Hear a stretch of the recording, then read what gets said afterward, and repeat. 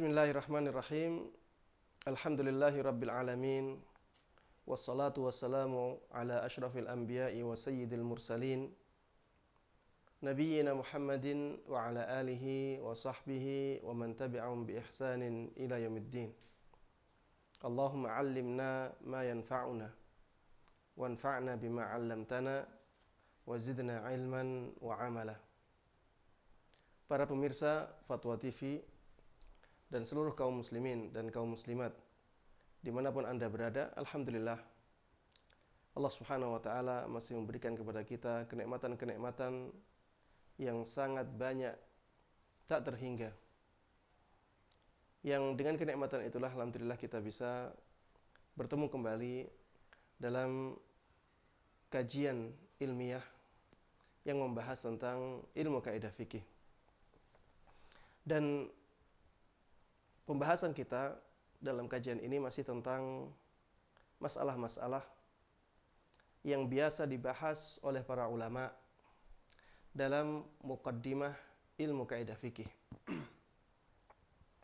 Di antara masalah-masalah yang dibahas oleh para ulama dalam muqaddimah ilmu kaidah fikih adalah masalah atau penjelasan tentang jenis-jenis kaidah fikih.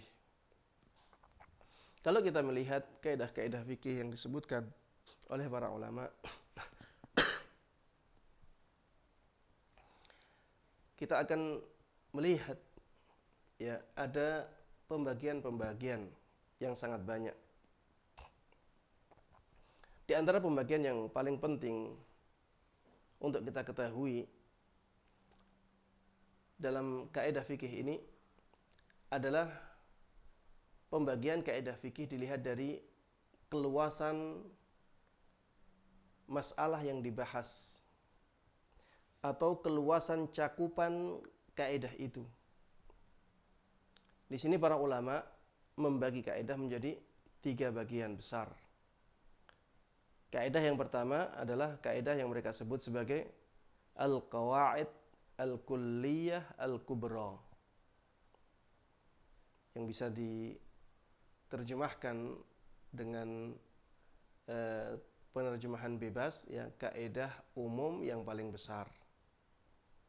Kaidah umum yang paling besar. Ini yang pertama. Jenis yang kedua adalah al-qawaid al-kulliyah as-sughra. Kaidah-kaidah umum yang cakupannya lebih kecil dari yang pertama. Ya. Kemudian yang ketiga adalah al-qawaid al-khassah, atau kaidah-kaidah yang khusus dalam bab tertentu, atau yang disebut oleh sebagian ulama sebagai ad-dawabit al-fiqhiyah. Ad-dawabit al-fiqhiyah, yaitu ketentuan-ketentuan baku atau kaidah-kaidah yang berhubungan dengan bab tertentu. Inilah 3 jenis kaidah dilihat dari keluasan cakupan kaidah itu. Bisa dicontohkan al-qawaid al-kulliyah al-kubra misalnya. Kaidah-kaidah umum yang paling besar. Disebutkan oleh para ulama bahwa kaidah-kaidah ini berjumlah 5. Yang pertama kaidah al-umuru bimaqasidiha. Semua perkara itu tergantung tujuannya. Atau sebagian ulama menyebutnya sebagai hadis innamal a'malu binniyat. Semua amalan itu tergantung niatnya. Kemudian yang kedua adalah kaidah al-yaqin la yazulu bisyak.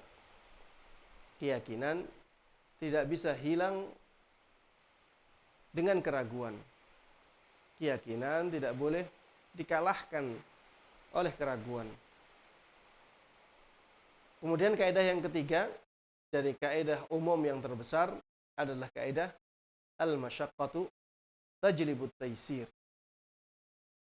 Sesuatu yang berat itu bisa mendatangkan kemudahan. Kemudian kaidah yang keempat, sebagaimana disebutkan oleh sebagian ulama, ad-dararu yuzal. Semua kemudaratan itu harusnya dihilangkan. Kemudian kaidah yang kelima, al-'adatu muhakkamah. Adat kebiasaan masyarakat itu bisa dijadikan sebagai standar hukum. Ya. Inilah kaidah umum terbesar yang ada di dalam fikih Islam. Ya. Disebut oleh para ulama sebagai al-qawaid al-kulliyah al-kubra. Kaidah-kaidah umum yang paling besar. Jenis kaidah yang kedua adalah al-qawaid al-kulliyah as-sughra. Kaidah-kaidah umum yang kecil. Ya. Kecil di sini bukan berarti masalah yang dicakup sedikit, bukan. Tetap saja masalah yang dicakup itu banyak sekali, tapi tidak sebanyak yang pertama. Tidak sebanyak yang kaidah-kaidah yang kulliyah kubra. Kaidah-kaidah yang umum yang paling besar. Ya. Yang kaidah yang kedua ini, masalah yang dicakup juga banyak, tapi tidak sebanyak jenis kaidah yang pertama. Contoh dari kaidah yang kedua ini, yang termasuk dalam bagian kaidah al-kulliyah as-sughra atau kaidah umum yang kecil, adalah al-ijtihad la yunqadu bil ijtihad.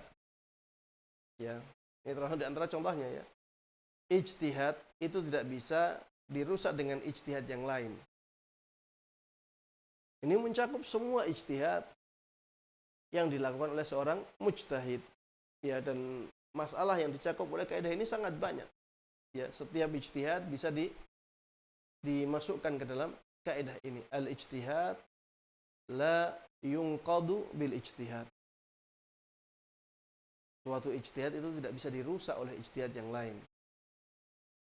Contoh kaidah yang lain yang termasuk ya kaidah umum yang kecil, ya.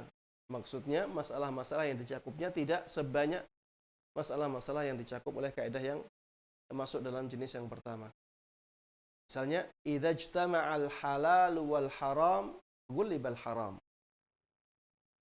Apabila ada sesuatu yang halal dan sesuatu yang haram itu berkumpul, maka yang dimenangkan adalah sesuatu yang haram. Ya. Maka yang dimenangkan adalah sesuatu yang haram. Misalnya, ada minuman teh ya atau es teh. Kemudian dicampuri dengan khamr.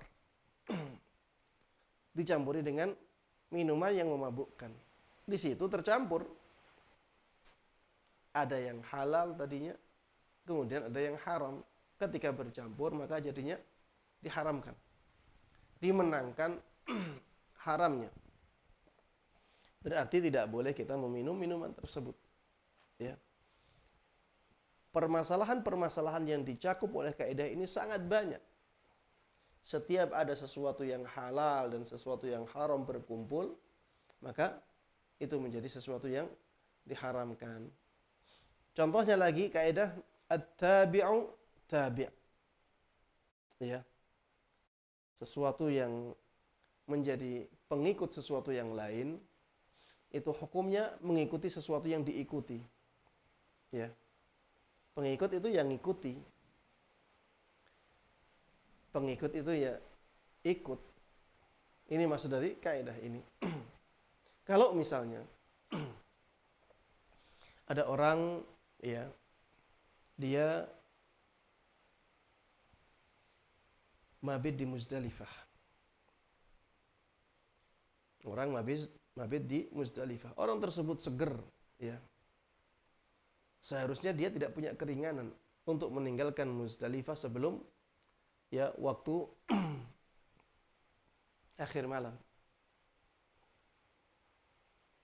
Tapi tiba-tiba ya ada rombongannya yang membutuhkan pertolongan kesehatan, misalnya tiba-tiba pingsan dan harus dirujuk ke rumah sakit, ya, orang tersebut akhirnya mendapatkan keringanan. Padahal orang ini sehat, harusnya dia tidak boleh meninggalkan Muzdalifah misalnya ketika mabit. Tapi akhirnya dibolehkan. Kenapa? Karena mengikuti orang yang sakit tadi. Dia mengikuti orang yang sakit tadi.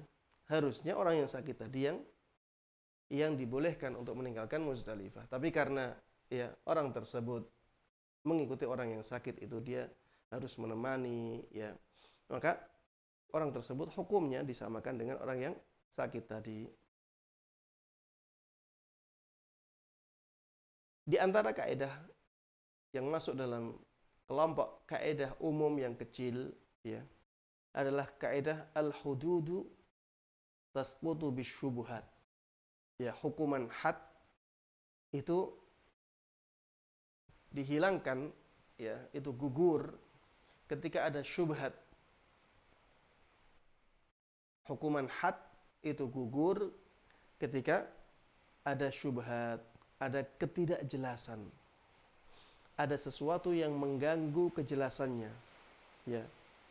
Misalnya, ya, ada orang dia mencuri, tapi dia mencuri harta orang yang berhutang kepadanya. Mencuri harta orang yang berhutang kepadanya.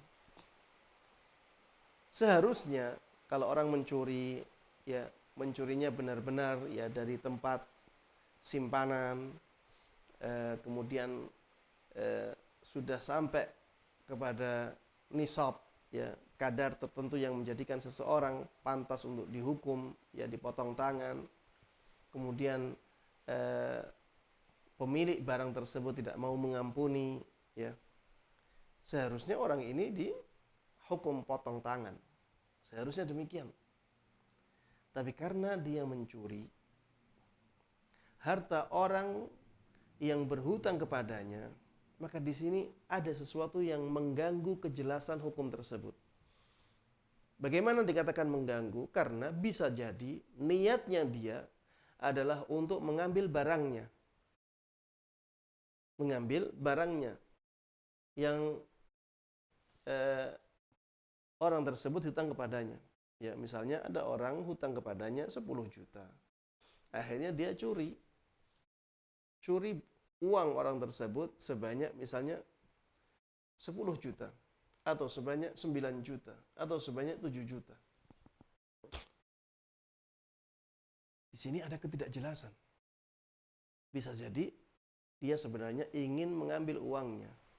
Uangnya sendiri yang dia utangkan kepada orang yang dicuri tersebut. Bisa jadi demikian. Ya, mungkin dia butuh uang, orang tersebut diminta nggak mau ngasih, akhirnya dia nekat nyuri. Bisa jadi dia memang nekat ingin mencuri, bukan karena ingin, ya, agar hutangnya dikembalikan dengan uang yang dia curi tersebut. Bisa jadi memang ingin mencuri, ya. Tapi ada ketidakjelasan di sini. Maka apabila kasusnya demikian, maka orang tersebut, ya, tidak pantas untuk dipotong tangannya. Karena kaidah ini al-hududu tasqutu bisyubhat. Ya. Hukuman had itu gugur ketika ada syubhat, ketidakjelasan.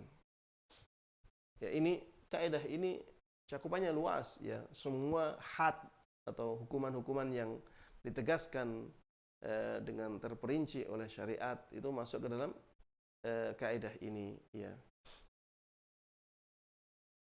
Termasuk di antara contoh yang lain dari kaidah umum yang kecil adalah kaidah al-kharaju bid-dhaman.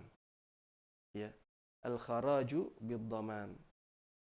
Ketika seseorang menginginkan keuntungan, maka dia harus menanggung resiko.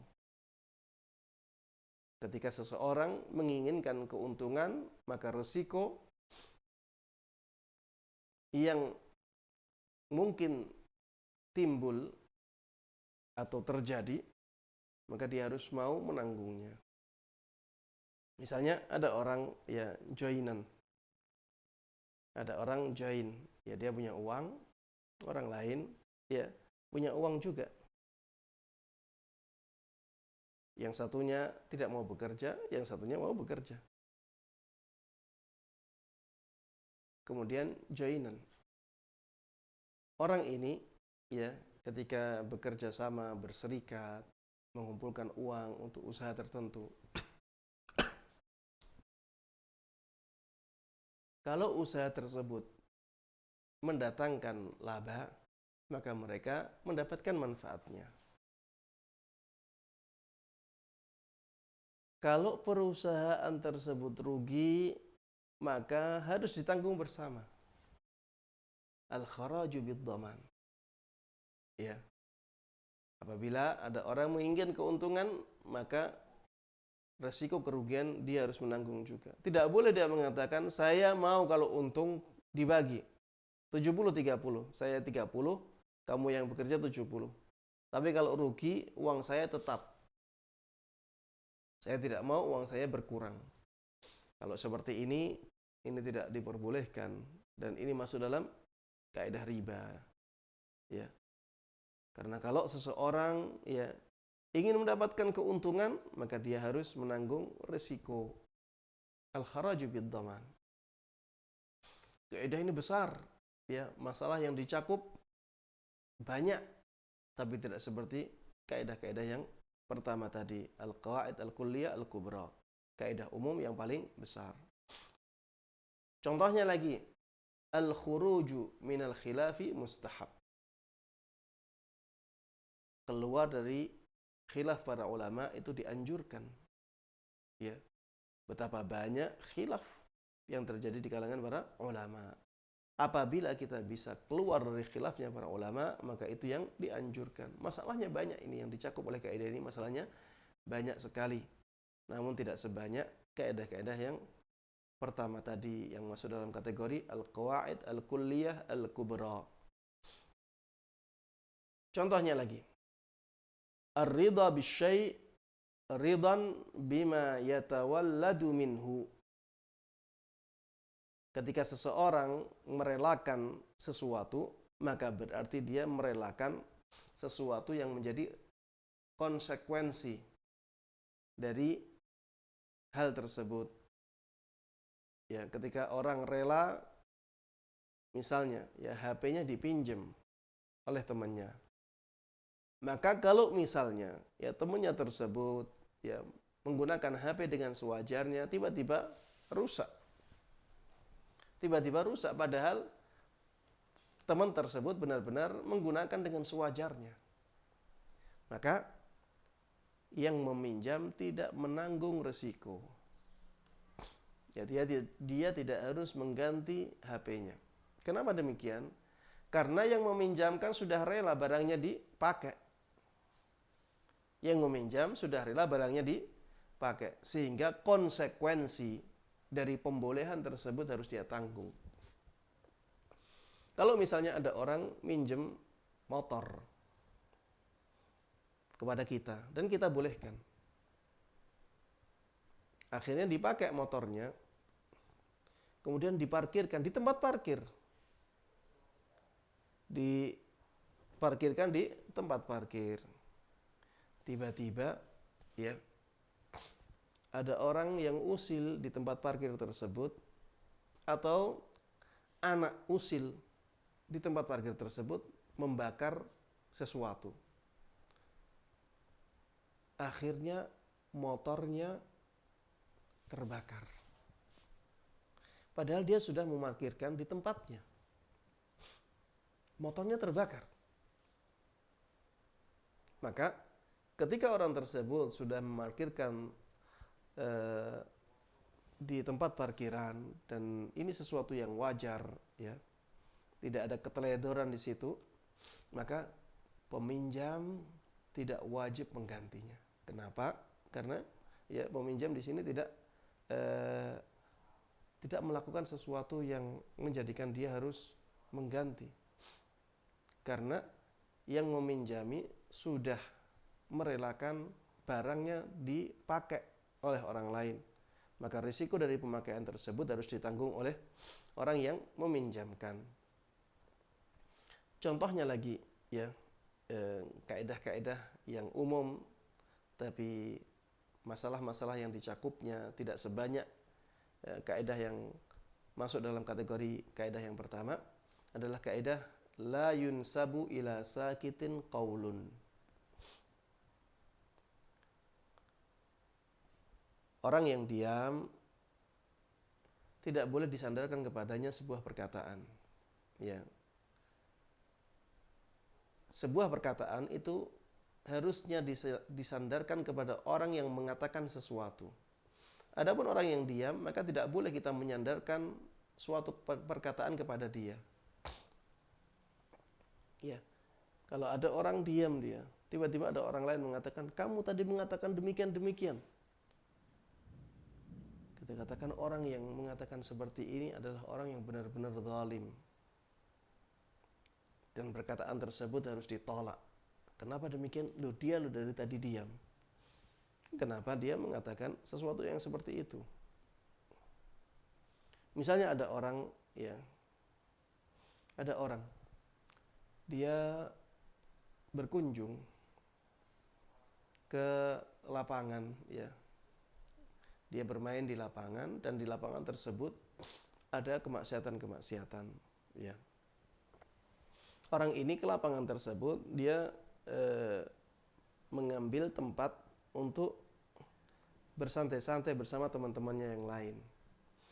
Dan di sebelah yang lain, di sebelah lapangan yang lain ada kemaksiatan, ada orang pacaran, ada orang yang bermusik-musikan ya.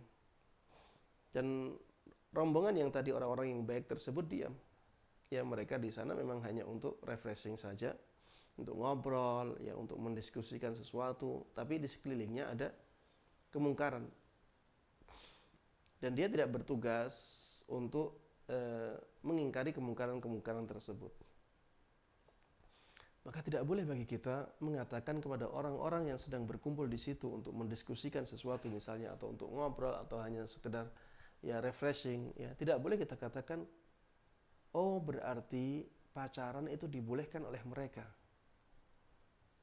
Berarti pacaran itu dibolehkan oleh mereka. Kenapa demikian?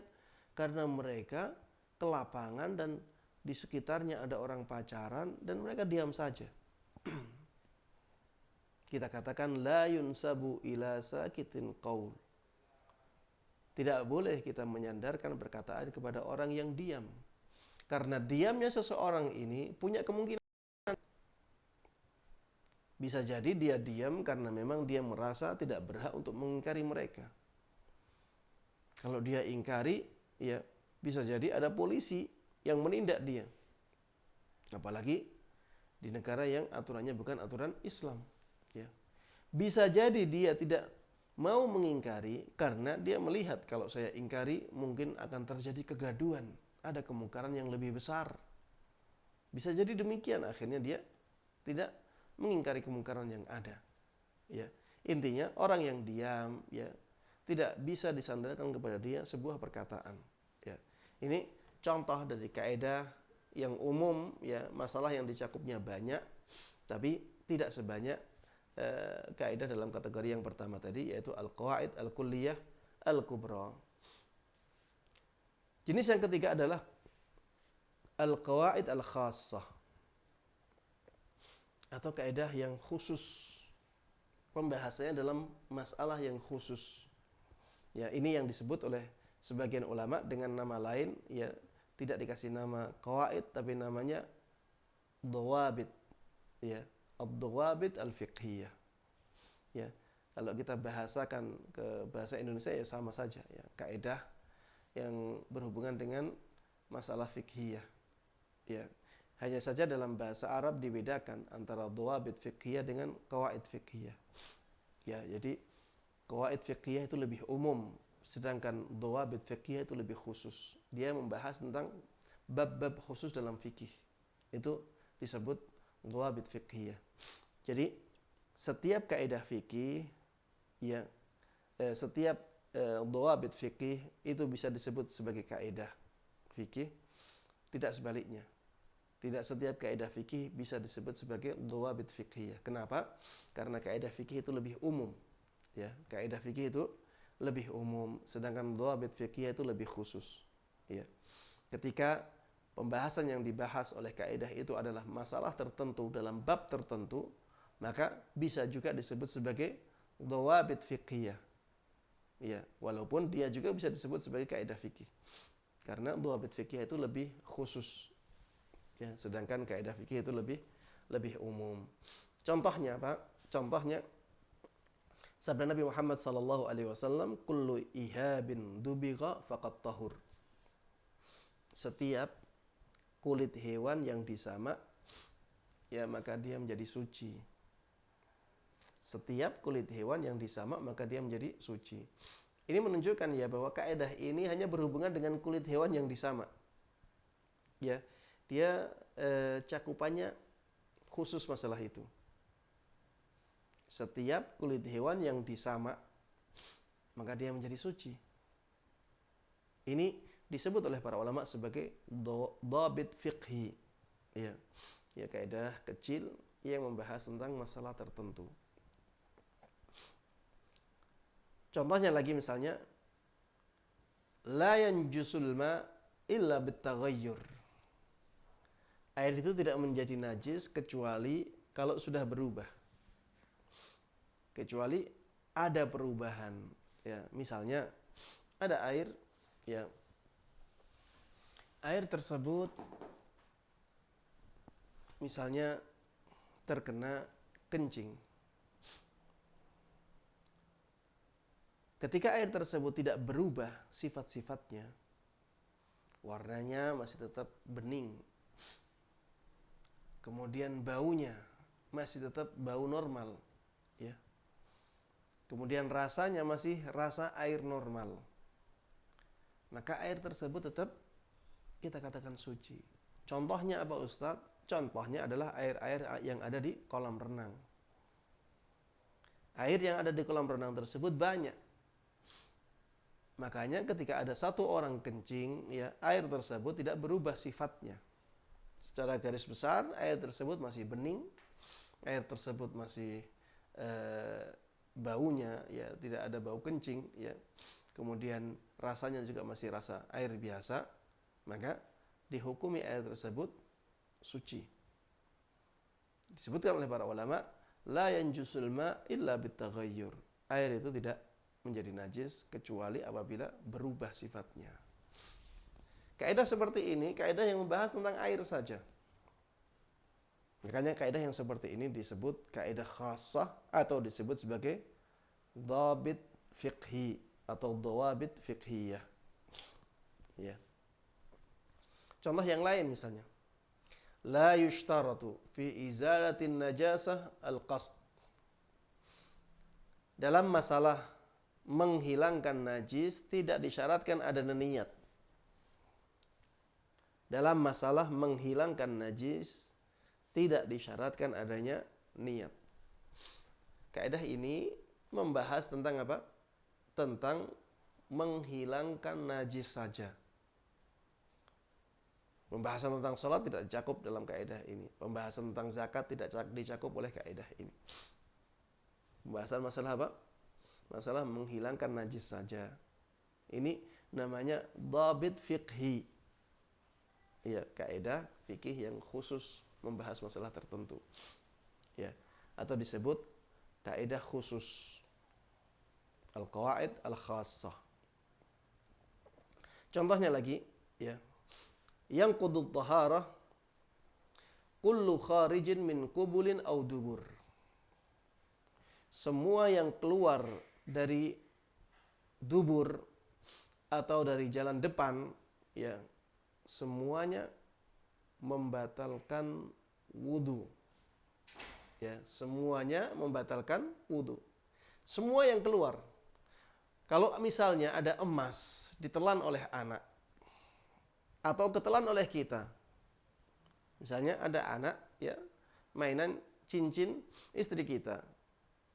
Kemudian dimasukkan ke dimasukkan ke makanan kita.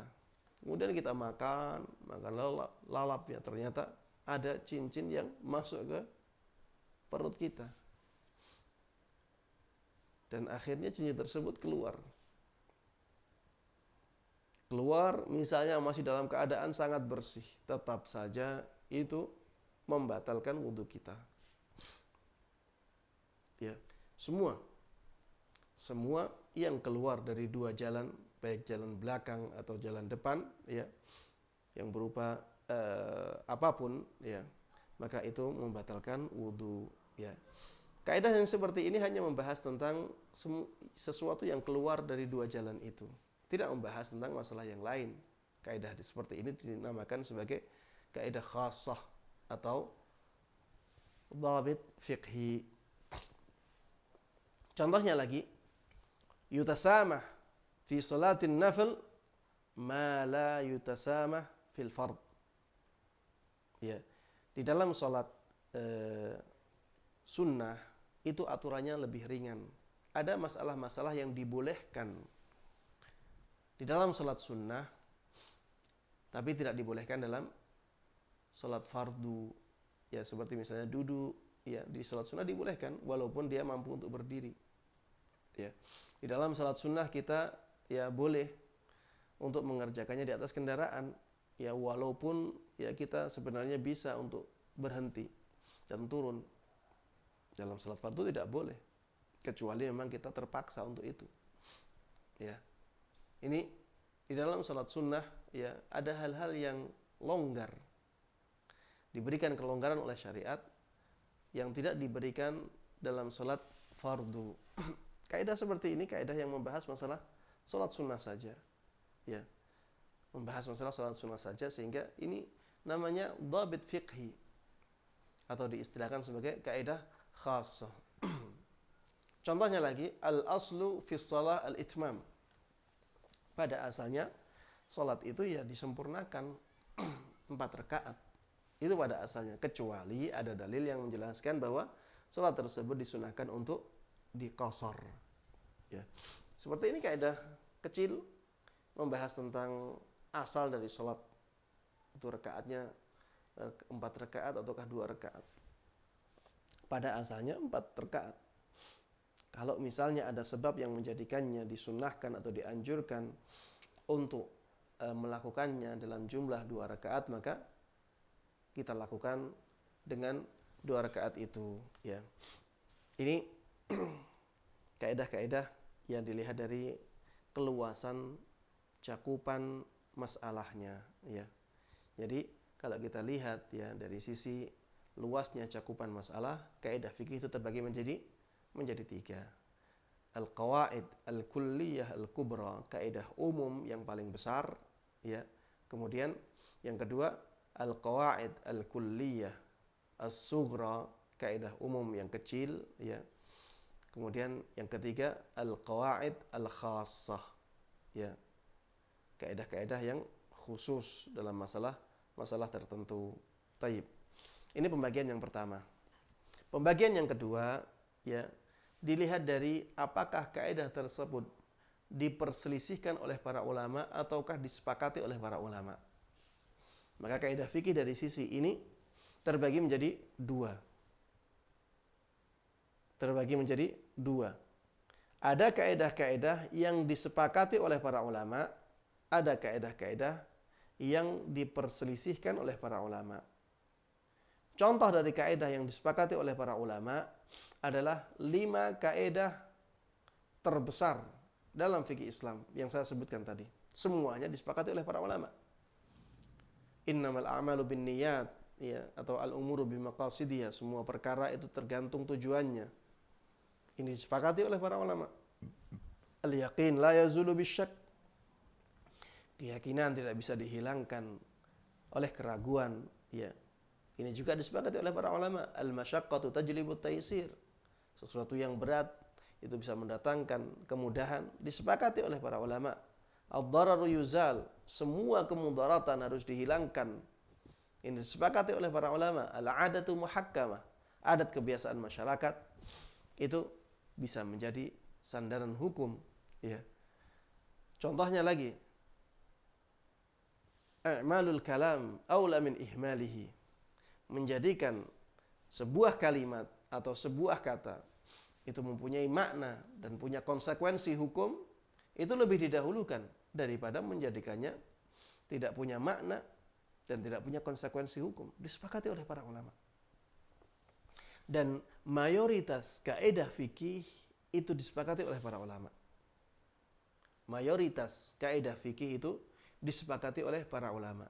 Kalau kita bandingkan antara kaidah yang disepakati oleh para ulama dengan kaidah yang diperselisihkan oleh para ulama, maka kita akan dapati bahwa kaidah yang disepakati oleh para ulama itu jauh lebih banyak daripada kaidah-kaidah yang diperselisihkan oleh para ulama. Jenis yang kedua adalah kaidah yang diperselisihkan oleh para ulama. Contohnya seperti kaidah apakah salat Jum'ah itu salat duhur yang dikosor ataukah dia salat yang berdiri sendiri.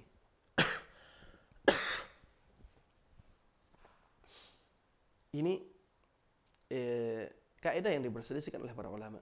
Kaidahnya berbunyi demikian, apakah salat Jum'ah itu salat duhur yang dikosor, salat duhur yang diringkas, ataukah dia salat yang berdiri sendiri. Ini diperselisihkan oleh para ulama. Ada yang mengatakan bahwa salat Jum'ah itu ya salat yang berdiri sendiri, tidak bisa disamakan dengan salat duhur karena banyaknya perbedaan. Ada khutbahnya, jumlah rakaatnya menjadi 2, ya. Ada syarat-syarat khusus yang ada di salat Jum'ah, tidak ada di salat duhur, ya. Maka salat Jum'ah ini ya salat yang berdiri sendiri. Ada yang mengatakan bahwa salat Jum'ah itu salat duhur yang diqashar. Salat duhur yang diqashar dan ada syarat-syarat tambahan yang diberikan oleh syariat. Sehingga semua yang berhubungan dengan salat duhur itu juga berlaku pada salat Jum'ah. Karena sebenarnya salat Jum'ah itu salat duhur yang diqashar dan diberikan syarat-syarat tambahan. Ya, misalnya waktunya. Waktu salat Jum'ah dengan waktu salat duhur itu satu. Karena salat Jum'ah itu salat duhur yang diqashar. Ya. Ini semua semua bacaan-bacaan yang ada dalam salat Jum'ah itu sama dengan bacaan-bacaan yang ada di salat duhur. Ya, ini turunan dari masalah-masalah tentang kaidah ini. Intinya kaidah ini adalah kaidah yang diperselisihkan oleh para ulama. Ada yang mengatakan bahwa salat Jum'ah itu salat duhur yang diqashar, ada yang mengatakan tidak demikian. Salat Jum'ah ya salat Jum'ah. Dia salat yang berdiri sendiri dan dia tidak seperti salat duhur. Contohnya lagi, apabila ada orang yang melakukan salat fardu, kemudian dia melakukan sesuatu yang membatalkan salat fardu tersebut, ya, membatalkan salat fardu, tidak membatalkan salat sunnahnya, tidak membatalkan salat sunnah, apakah salat fardunya masih tetap sebagai salat fardu? Apakah salat fardunya batal tapi menjadi salat sunnah, ataukah tidak menjadi salat sunnah juga tidak menjadi salat fardu? Jadi contohnya ya, saya contohkan. Misalnya ada orang, dia pergi ke masjid sudah telat. Dia masuk masjid ternyata imam sudah selesai, makmum juga sudah pada keluar, tidak ada yang sholat bersama dia. Akhirnya dia niat sholat zuhur sendirian. Baru sampai di pertengahan rakaat kedua, orang ini melihat ada sekelompok orang masuk masjid. Sekelompok orang masuk masjid. Akhirnya dia berpikir, daripada saya sholat zuhur sendirian, lebih baik saya sholat zuhur bersama mereka. Akhirnya apa yang dia lakukan? Dia mengubah niatnya.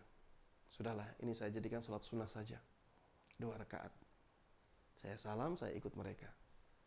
Di sini dia membatalkan sholat fardunya, tapi dia ingin menjadikan sholat tersebut menjadi sholat sunnah. Padahal di awal dia ingin sholat zuhur.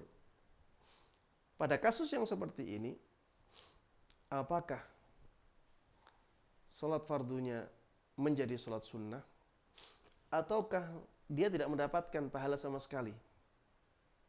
Ini diperselisihkan oleh para ulama, ya. Dan kaidah ini pun ya mempunyai banyak turunan, ya. Kalau sudah mengatakan bahwa tidak jadi sholat apapun karena dia sudah membatalkan niatnya yang fardu. Kalau niat sudah batal berarti semuanya batal. Maka semua kasus-kasus yang berhubungan dengan ini akhirnya akan dia batalkan. Tidak ada pahalanya. Ya. Kalau dia berpendapat bahwa ini kan cuma membatalkan yang fardu saja, bisa dijadikan sebagai sholat sunnah, maka semua turunan masalah akan dia katakan demikian. Ya. Ini kaidah yang diperselisihkan oleh para ulama. Di antara kaidah yang diperselisihkan oleh para ulama, ya, adalah kaidah halir rukhasu tunatu bil ma'asi aula. Apakah keringanan-keringanan dalam syariat itu tetap diberikan walaupun orangnya melakukan kemaksiatan ataukah tidak? Ini kaidahnya seperti itu, ya, berupa pertanyaan. Apakah keringanan-keringanan dalam syariat itu tetap diberikan walaupun orang tersebut melakukannya karena kemaksiatan, ataukah tidak diberikan kalau dia melakukannya karena kemaksiatan? Ini diperselisihkan oleh para ulama. Para ulama yang mengatakan bahwa keringanan-keringanan dalam syariat itu diberikan ketika orang tersebut tidak melakukan kemaksiatan, maka mereka akan mengatakan bahwa apabila ada orang safar melakukan perjalanan jauh, tapi niatnya adalah berzina, niatnya untuk berzina di tempat tujuan, maka selama dia safar, dia tidak mendapatkan keringanan-keringanan syariat. Karena keringanan-keringanan syariat itu tidak diberikan kepada orang yang bermaksiat. Ya. Ini bagi orang yang mengatakan bahwa keringanan-keringanan dalam syariat itu hanya diberikan kepada orang yang melakukan sesuatu yang diperbolehkan oleh syariat. Bagi ulama yang mengatakan bahwa keringanan dalam syariat itu diberikan walaupun kepada orang yang sedang bermaksiat, maka dia akan mengatakan orang yang demikian pun disyariatkan untuk mengambil keringanan syariat, keringanan Allah Subhanahu wa taala. Apabila ada orang, ya, dia muslim tapi kalah dengan syahwatnya, akhirnya dia ingin melakukan perzinaan di tempat lain agar tidak dilihat oleh orang. Dia safar ke kota lain, melakukan perjalanan jauh, tujuannya adalah untuk berzina. Maka safar ini adalah safar kemaksiatan. Tapi walaupun dia safar kemaksiatan, dia tetap dikatakan sebagai safar, sehingga orang tersebut selama safarnya boleh mengambil keringanan-keringanan yang ada dalam syariat. Ya. Maka yang seperti ini, ya, dibolehkan, ya, menurut mereka yang mengatakan bahwa keringanan syariat itu tidak hanya diberikan kepada orang yang tidak bermaksiat saja. Selama sebabnya ada, yaitu sebab safar ada, maka dia boleh mengambil keringanan-keringanan tersebut. Ya. Inilah jenis-jenis kaidah sebagaimana disebutkan oleh para ulama. Ya. Kemudian ketika kita sudah mengetahui tentang ini, ya, kita akan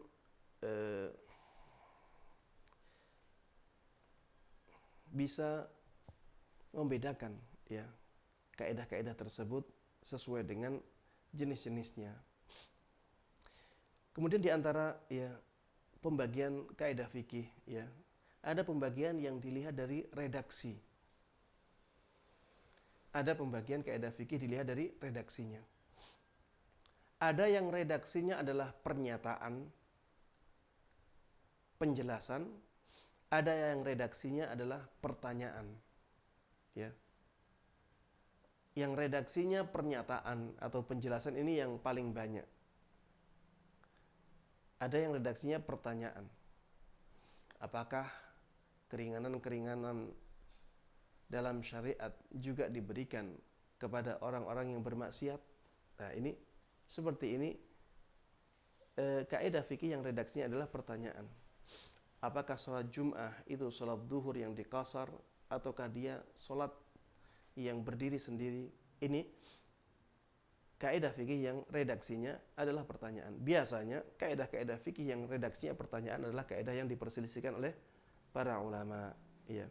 Adapun kaidah-kaidah yang redaksinya adalah redaksi penjelasan atau penegasan, maka biasanya kaidah tersebut kaidah yang tidak diperselisihkan oleh para ulama. Walaupun ya ini bukan kaidah yang bisa diterapkan dalam semua redaksi kaidah. Ada ya seorang ulama yang membawakan kaidah yang diperselisihkan oleh para ulama, tapi karena menurut ulama tersebut ya kaidah tersebut adalah kaidah yang kuat, maka dia bawakan dengan redaksi penjelasan atau penegasan, pernyataan, bukan dengan redaksi pertanyaan. Walaupun kaidahnya kaidah yang diperselisihkan oleh para ulama ya.